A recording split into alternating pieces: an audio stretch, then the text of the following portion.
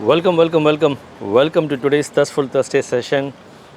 I'm here in Singapore for some business related work, but nevertheless, I have prepared this exclusive recorded video and a small recorded course bundle for you for this particular week. I want to take this opportunity to introduce the 2023 year theme for all of us, for GFI and for all of us. The theme for 2023 for our business is going to be business expansion.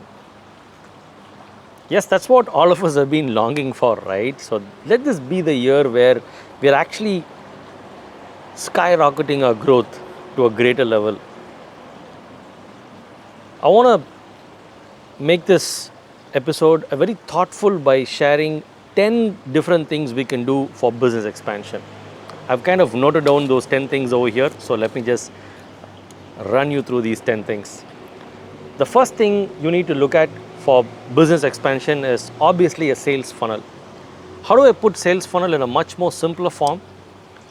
You think about the routes that are there for your house. Okay.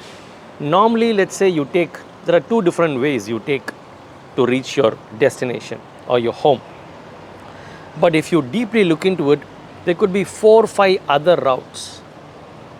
Or in other words, let's say there are only two major routes, but there are a lot of other small ways and roads. It actually connects to the larger route. Similarly, what are the ways in which a person can become your customer? What are the different routes that are available? So that would be sales funnel. Now you can try to attract customers through expos, to digital medium, to referral medium, to direct marketing, through multiple things, right? So have a strong sales funnel that's essential for business expansion. The second one is CRM, customer relationship management. In simple words, we can just call it as customer management. You want to grow your business, but you need to have a good way to track your customer activities. Like a customer is showing up at your place after 3 years or 3 months. If you don't have a system to track, expansion is going to be challenging.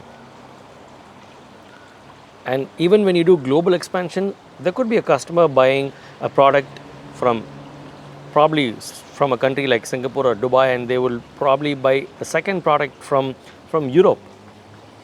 So how are you do you have a software system to track it? Okay. And even if you're only looking at one country, there could be interstate transaction, inter-district transaction. Like, you need to know when somebody walks in, whether they're a first timer, repeat customer, referral customer, cream customer, or a top customer. You need to know all of that. Third one is obviously loyalty program. See, studies says it is 3 times to 4 times costly to attract a new customer than to do transaction with an existing customer. Our business should not be like a leaky pot. There are customers inside and it's leaking. Never have a leaky pot kind of a customer setup. Run loyalty programs, reward your loyal customers, appreciate customers who are doing like repeat transactions with you. And the fourth point I'd like to share is opportunities, folks. There are a lot of opportunities for your business. You need to watch for it. Tap on those opportunities. In one of the Thirstful Thursday sessions, we talked about TAM, SAM, and SOM. In simple terms, there is something called total addressable market, there is something called serviceable addressable market, and there's something called serviceable obtainable market. Let me put it simple.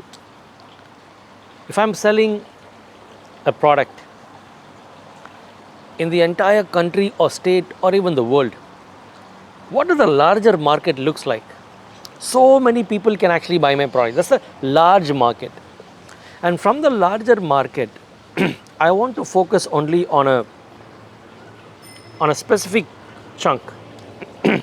That would be your serviceable addressable market. So there's a larger market, there is a selected market by me. And from that selected market, what can I achieve right now? Immediately achievable market. And when you look at that, you will actually know what you're really missing out. Never miss out on the opportunities, folks. And point number 5 would be collaborate. You gotta collaborate to win in the business game. See, gone are the monopoly days. Do not collaborate to compete, basically. Do not fear your competitors, or even don't talk ill of your competitors. I would say either appreciate them or collaborate them, or just leave them as the way they are. You all remember this tortoise and the hare story, right? I still remember how my MBA professor put it up. He said, you all know this tortoise and hare story. The hare was lazy and tortoise was like slow and steady. It won the race. But do you know what happened after that?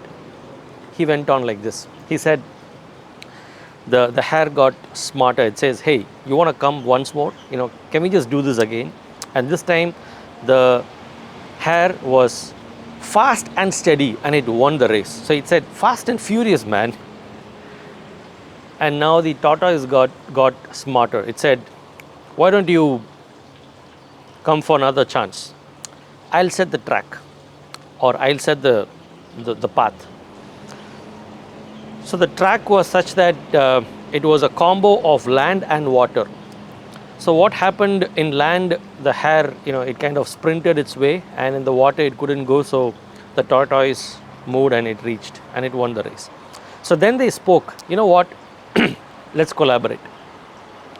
While on the land, the tortoise will be on the hare, and while on the water, the hare will be on the tortoise, and together we can compete and achieve greater things. That's what I'm talking about. Let's say you're selling an agriculture product, you're selling some kind of a seed. There is a super duper agri influencer in your market, and he's got like millions of subscribers. Send your product demo to them, see how you can get them to speak about your product. That's a faster way to reach your total addressable market, the TAM SAM SOM. Remember what I'm talking about? Yeah. So instead, I'm not saying don't try your YouTube channel and all that. You have to do, but when somebody has that kind of influence, try to collaborate and push it through. That's collaboration. I remember this company called GoPro. Okay, they're super good in terms of making action cameras. And I'm into this toys called Hot Wheels. Okay, so this GoPro and Hot Wheels is trying to do a collaboration, because they found that a lot of guys who are playing with those Hot Wheels cars and tracks, they want to shoot their cars in action camera. They actually, do you remember, can you even imagine both of them came with a specific product? The Hot Wheel company came with a car called GoPro car. So basically you can fit a GoPro camera inside that car. And the GoPro camera company came with a specific model called GoPro Hero Session 5. And usually action camera will be this big, but this action camera used to be like, it'll be like this big. It'll be like this. This is not an action camera. This is a different one, by the way. But it'll be so small. So you can actually fit it up on the car and you can plan to record it or video shoot it. So what I'm trying to say is, a lot of GoPro customers became Hot Wheel customers. A lot of Hot Wheel customers became GoPro customers. That's brand collaboration, guys. And it may not be so always on the large scale. It can be on the small scale as well. But you've got to be thoughtful in terms of pulling this forward. And sixth point is global selling. I want all of us to explore global selling. You could be located in the United Arab Emirates, you could be in UK, you could be in Europe, you could be in US or China. But if there's a global audience for your product, why not leverage on all the other platforms? There are multiple ways to do it, right? You can sell it yourself, you can franchise it, you can distribute it, you can get people to resell it, you can do white labeling, all of that. But you gotta start thinking of global selling. If you truly believe you have a world-class product, why do you want to restrict your world-class product to one particular zone alone? I'm not saying totally diversify, but start testing in small. You can sit at the comfort of your office, buy flowers from Amsterdam and sell it to someone in Canada. That's possible. We have that kind of an infrastructure already. How can you and I tap that? And the seventh point I'd like to share is global team. As you're getting ready for business expansion, you need to get ready for global team as well. Off late, more good news will come after some time, okay? But off late, we have some people who are working for GFI, working with GFA from other countries as well. But I'm super glad that the software that we use is so friendly. Like our company stand-up meetings happen in an app called Zoho Click. So in click of a button, everybody in across all over the world, we try to connect over a stand-up meeting via video call or audio call, and the super duper. So you need to have that infrastructure to be able to accommodate the global team. And when I mean global team, it's not always going to be expensive, right? It can be even gig economy. We are living in that time of the season where gig economy is getting popular. What is gig economy? You pay per gig, you pay per work. Like you want somebody to do logo for you, just pay per logo. Somebody to do website for you, pay per site design. So that person can operate from any other country, any part of the world.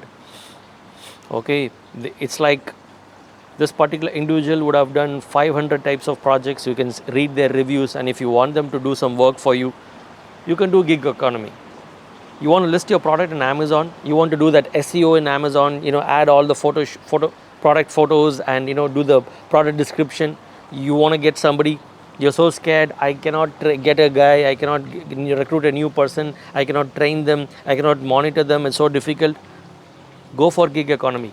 There are hundreds and thousands of experts who are only good at this. Just go to some websites like Upwork, Fiverr, freelancer.com and all that. Just go find people who are only doing this. Just get them on board, complete it.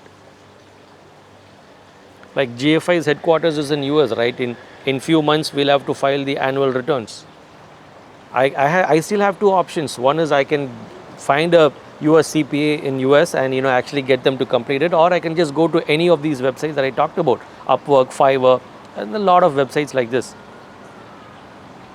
I can get someone who's certified a CPA and I can watch other people's reviews about that particular person, and I can engage them to complete this project or process for 2 or 3 days, and I can pay them as per the job that they're doing, and the pricing is also prefixed. So that's gig economy for you.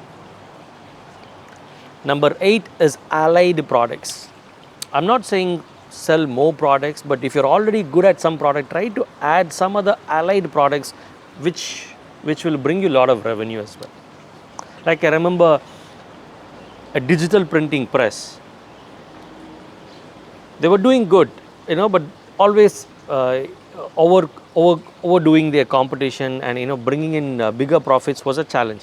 So what they did is an interesting case study, is that they started doing photo album prints as well, and this allied product was super successful. Not many players or competitors inside that city, no major additional investment, just the same machines, just another different product and stuff like that. Small add-on product they had to have. Good revenue, good profits. Like I remember talking about this in one of the TT meetings as well. Somebody has a gas station or a fuel station. What allied products can he or she sell? They can actually have an allied product such as the gadgets, the mobile stand that you can fix inside the car, the windshield cleaner, or the net, kind of the magnetic shield that comes close to the glasses, the doors, tire inflation, or the product, the device that checks the air level. So think of what allied products you can add, and number 9 is think of what allied services you can add. Like you could be an accounting firm, you can actually think of allied services such as, not everybody is going to pick up those allied services, but those who really have that pain point are going to be working with you. You can think of an allied service such as compliance audits, internal audits, cost accounting, cash flow management systems, bookkeeping services, so much more, right? So think of allied products, allied services, and last but not the least, I would say the 10th point would be velocity, my dear friends. And that's the very reason I'm recording this episode. Velocity. The best way somebody defined velocity was, velocity is at the rate at which you are able to pull the future into the present. That's wow, isn't it? Velocity is at the rate at which you are able to pull the future into the present. Action. So look into your business vision. Just think of your dreams, what all the wishes and desires that you had for your business and company. In 5 years and 10 years, I want to explore setting up an office in this particular country. I want to explore buying this mission. I want to explore, expanding to this product. I want to have my own line of products or brand. All those desires and wish. Try to add some velocity to the conversation. Try to add some action to the conversation. Let 2023 be the year that we take our first step towards that big dream and wish and vision. And for some of us, I wish let 2023 be the year that we even accomplish what we have dreamt of achieving in 5-10 years. Let this year surely be a skyrocketing year, and let it be a year of business expansion. I hope this episode was useful. Thanks for tuning in. And as a token of gratitude and to add some velocity to the conversation, even last week we had a lot of people talking about this. So I'm just opening up something over here, which is basically a 4 to 5 days recording access of our business tech transformation course. In the growthfoundationinternational.com portal, if you go, you will find something called Business Tech Transformation is a recorded module. That module is not up for sale or anything. We're actually not giving that right now. But for you guys, for the next 4-5 days, give us a day's time. We'll get that activated for your mail ID. But for 4 to 5 days, you'll have access to it. It's a 2 half-a-day workshop where we dive deep in terms of how you buy a domain, how you build a site, how you connect your website, what tech automations can you do, how do you do some basic automations for your business, and what all tech stuff you can do for your company. All that has been explained over here.